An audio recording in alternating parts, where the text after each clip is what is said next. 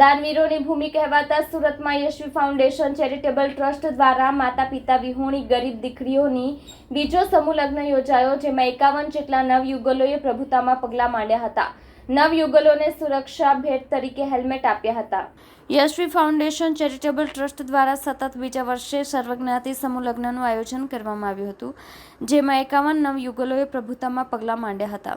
આ લગ્નમાં કુલ 51 દીકરીઓ કે જેઓ પિતા વિહોણી અને જરૂરિયાતમંદ હતી તેઓને પરિવારની હૂંફ આપી પાનેતરથી લઈને કરિયાવર સુધીની તમામ ભેટ સોગાતો આપીને વિદાય આપવામાં આવી હતી.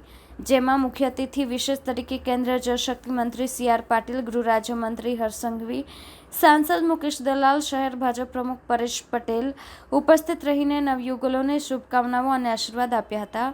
સમૂહ લગ્નની શરૂઆતમાં નવયુગલો, જાનૈયાઓ અને ઉપસ્થિત મહેમાનોએ પહલગામ આતંકી હુમલામાં માર્યા ગયેલા મૃતકોને મૌન પાડીને શ્રદ્ધાંજલિ પણ આપી હતી. આ નવયુગલોને સુરક્ષા ભેટ તરીકે હેલ્મેટ આપ્યા હતા. આજે યશવી ફાઉન્ડેશન દ્વારા 51 દીકરીના સમૂહ લગ્નમાં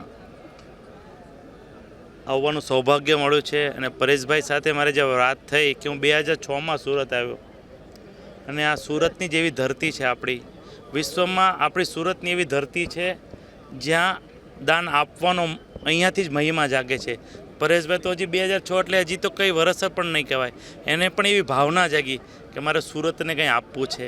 એટલે એવી દીકરી, જેમ કોઈ બાપને કોઈ દીકરીને ઓછું નથી આપવું, પણ આ સમયના દેખાદેખીના ખર્ચામાં ઘણીવાર સંકોચ અનુભવતો હોય ત્યારે પરેશભાઈ જેવા ભામાસો આગળ આવતા હોય છે. એટલે હું પરેશભાઈને એને જે આ જે બીજ રોપ્યું છે ને, આગળ જેને વટવૃક્ષ થવાનું છે એ નિશ્ચિત છે કે સુરતમાં જેણે સમૂહ લગ્નનું બીજ રોપ્યું છે એ અત્યારે વટવૃક્ષ થયા છે.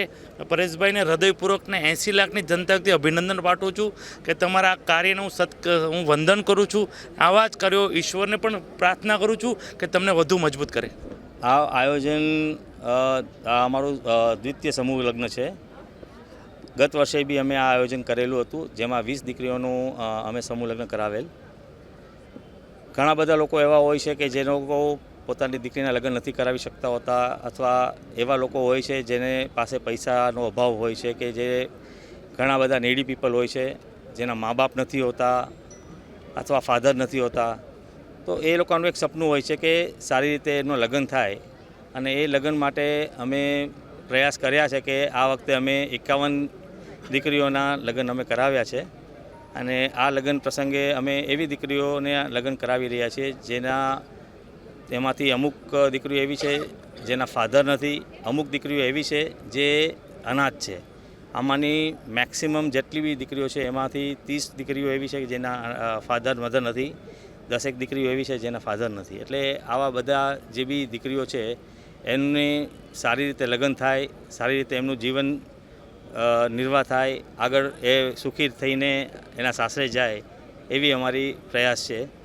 શ્રદ્ધાંજલિ આજે આપણે પહેલગામમાં જે હાદસો થયો છે, જે આપણા હિન્દુ ભાઈઓને જે રીતે નિર્દયપૂર્વક એ લોકોને મારવામાં આવ્યા છે, આજે શુભ પ્રસંગ છે, પણ આપણે એમને બી એક યાદ કરવા જરૂરી છે. બિકોઝ જે હાદસો થયો છે, જે અત્યારના એ લોકોએ આતંકવાદી લોકોએ જે નિર્દયપૂર્વક એ લોકોનું જે ગોળીબાર કરીને હત્યા કરી છે, તો આજે એમની આત્માને શાંતિ આપવા માટે, આજે શ્રદ્ધાંજલિ આપવા માટે અમે મૌન વ્રત રાખીને એમને એક શ્રદ્ધાંજલિ પાઠવી છે.